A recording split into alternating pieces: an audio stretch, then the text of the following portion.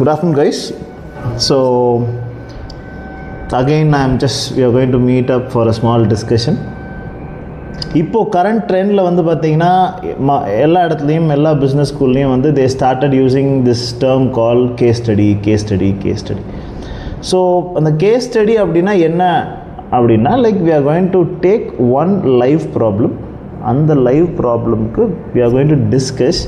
அதாவது ஒரு MBA பர்ஸ்பெக்டிவில் நம்ம படித்த பர்ஸ்பெக்டிவை வச்சு இதுக்கு இந்த மாதிரி ஒரு சொல்யூஷன் இருந்தால் நல்லா இருந்திருக்கலாம் அப்படின்னு நம்ம படிக்கும்போது வாட் ஹேப்பன்ஸ் அப்படின்னா, we can understand the concept so clearly.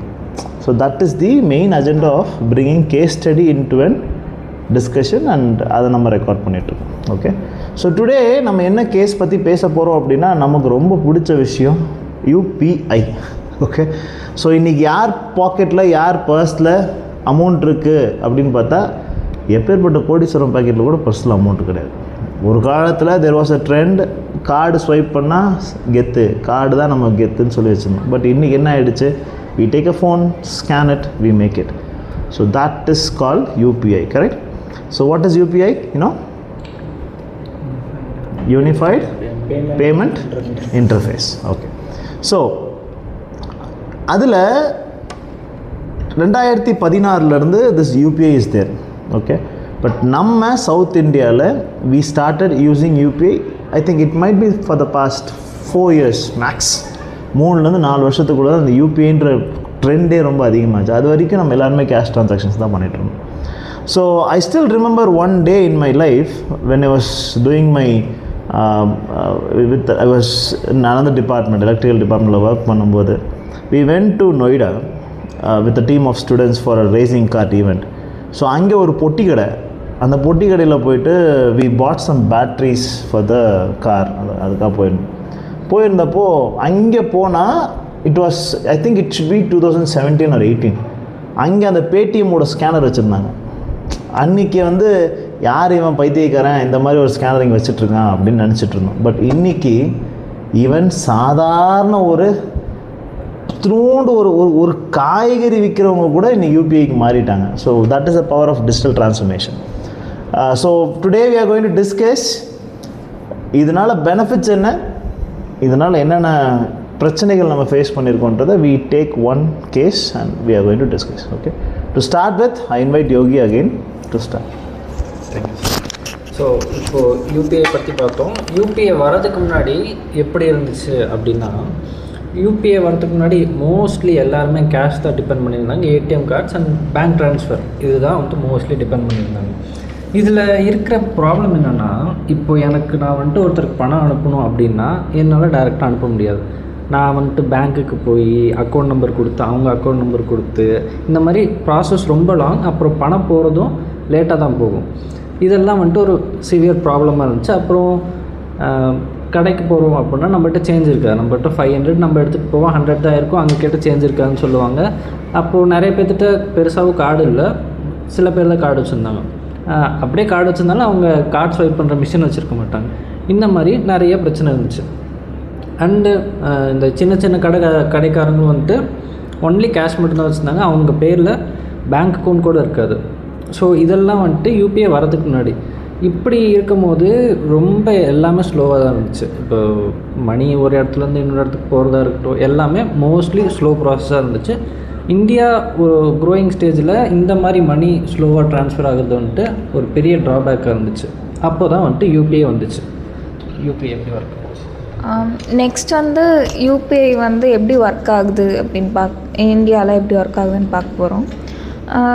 UPI நம்ம mobile applications like Google Pay, PhonePe, Paytm அந்த மாதிரி ஆப்ஸ் வழியாக ஒர்க் ஆகுது. அந்த ஆப்ஸில் நம்ம நம்மளோட பேங்க் அக்கௌண்ட்டை லிங்க் பண்ணிட்டோன்னா நம்ம ஈஸியாக இன்ஸ்டண்ட்டாக நம்ம ஒரு QR ஸ்கேன் பண்ணியோ இல்லைனா மொபைல் நம்பர்ஸ் வழியாக இந்த மாதிரி ட்ரான்சாக்ஷன் ஈஸியாக இன்ஸ்டண்ட்டாக பண்ண முடியும். இது UPI எதனால் சக்ஸஸ்ஃபுல்லாக இருக்குன்னா, ரொம்ப சிம்பிளிசிட்டி. ஒரு ஈவன் ஒரு ஸ்மால் ஸ்ட்ரீட் ஷாப்பில் இருக்கிறவங்க கூட ஒரு UPI யூஸ் பண்ண முடியும். அவங்க பேங்க் அக்கௌண்ட்ஸை லிங்க் பண்ணியிருக்க மூலியமாக. அதனால இவங்க வந்து சக்ஸஸ்ஃபுல்லாக இருக்காங்க. தென் வந்து இது வந்து 24/7 நம்ம யூஸ் பண்ண முடியும். மோஸ்ட்லி வந்து ஃப்ரீ ஆஃப் காஸ்ட்டு தான். தென் இது வந்து நம்ம மோஸ்ட்லி இப்போ வந்து நம்ம டே டு டெய்லி நம்ம வந்து யூபிஐ டிரான்சாக்ஷன் இல்லாமல் நம்ம அந்த ஒரு டே இருக்கிறதில்ல. இதுதான் வந்து யூபிஐ எப்படி ஒர்க் ஆகுது. நெக்ஸ்ட் வந்து இப்போ நம்ம பெனிஃபிட்ஸ் ஆஃப் யூபிஐ பார்க்க போகிறோம். யூபிஐ வந்தது மூலயமா இப்போ பீப்புளுக்கும் சரி பிஸ்னஸ்க்கும் சரி ரொம்பவே ஈஸியாக இருக்குது. அது மட்டும் இல்லாமல் இப்போது டைம் வந்து ரொம்ப சேவ் ஆகுது. இப்போ பேங்க்குக்கு ஃப்ரீக்வெண்ட்டாக போக தேவையில்ல, ஏடிஎம் மிஷின்ஸு பேங்க்குக்கு அந்த மாதிரி. அது மட்டும் இல்லாமல் இப்போது இது கேஷ்லெஸ் எக்கனாமி ஆகிடுச்சு. இப்போ இதில் வந்து நம்ம இப்போ எது பே பண்ணணுன்னாலும் இப்போது recharge, mobile recharge, ticket book பண்ணுறதுக்கு, இப்போது ஆன்லைனில் ஷாப்பிங் பண்ணுறதுக்கு எல்லாத்துக்குமே வந்து ஈஸியாகவே நம்ம யூபிஐ மூலயமாவே இப்போ பண்ணலாம். அது மட்டும் இல்லாமல் இப்போ ஸ்மால் பிஸ்னஸ்லேயும் வந்து இப்போ யூபிஐ வந்து நிறைய பேர் இன்க்ரீஸ் பண்ணிட்டாங்க. அவங்களும் வந்து இப்போ யூபிஐ கொண்டு வந்திருக்காங்க. அது மட்டும் இல்லாமல் இப்போது யூபிஐ மூலயமா நம்ம கேஷ் இல்லாதனால இந்த ரெடியூசிங் பிளாக் மணிலாம் இல்லாமல் இப்போது எல்லாமே கேஷ் ரிலேட்டட் ஃப்ராட்ஸ்லாம் வந்து கம்மியாக இருக்குது. தேங்க்யூ. இந்த ப்ராப்ளம்ஸ் அண்ட் சேலஞ்சஸ் இப்போ எல்லாம் யூபிஐ ட்ரான்சாக்ஷனில் என்ன இருக்குன்னா, ஒரு மேஜர் ப்ராப்ளம் வந்து நெட்வொர்க், இது like poor networks peak times இந்த ரூரல் ஏரியாஸ். அப்புறம் சைபர் செக்யூரிட்டி ப்ராப்ளம்ஸ். இப்போ நிறைய லிங்க் வருதுன்னு அதை கிளிக் பண்ணுறாங்க, அவங்களோட பர்சனல் டீட்டெயில்ஸ் எல்லாம் ஷேர் ஆகுது. ஸோ அதில் அந்த மாதிரி ட்ரான்சாக்ஷன்ஸ் எல்லாம் போகிறதுனால ப்ராப்ளம்ஸ் எல்லாம் இருக்குது. அப்புறம் ஒரு மேஜர் ப்ராப்ளம் வந்து ஃபஸ்ட் டைம் யூஸ் பண்ணுற டிஜிட்டல் பேமெண்ட்ஸ் எல்லாம் நிறைய பேர்த்துக்கு தெரியாமல் இது பேங்க் டீட்டெயில்ஸ், எல்லா டீட்டெயில்ஸும் தந்துடுறாங்க.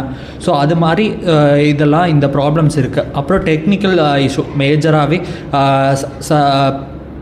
சர்டைன் டைம்ஸில் டெக்னிக்கல் இஷ்யூ, பேமெண்ட் ட்ரான்சாக்ஷன்லாம் ஸ்லோ ஆகுது. ஸோ இதுதான் major challenges of UPI. So hello guys, I am Naveen. So இப்போ யூபிஐ வந்து எப்படி வந்து நம்ம ரியல் லைஃபோட இம்பேக்ட் ஆகுது அப்படிங்கிறத பார்க்க போகிறோம். ஸோ இவங்க எல்லோரும் சொன்ன மாதிரி வந்து யூபிஐ வந்து இப்போ பாஸ்ட் ஒரு 3 இயர்ஸ் அப்படிங்கிற ரேஞ்சில் வந்து ரொம்ப ஹைப்பாக போயிட்டுருக்கு. எதனால் அப்படின்னு பார்த்தீங்கன்னா, கோவிட் டைமில் வந்து நம்ம யாருமே வெளியே வந்திருக்க மாட்டோம். ஸோ அந்த டைமில் வந்து இந்த ரியல் கேஷ் வந்து புழக்கம் இல்லாதனால so all sort of use to shift ஆனாங்க, இதுக்கு யூபிஐக்கு ஷிஃப்ட் ஆனாங்க. ஸோ அதுக்கப்புறம் தான் அந்த யூபிஐயோட இம்பேக்டே வந்து ஜாஸ்தி ஆச்சு.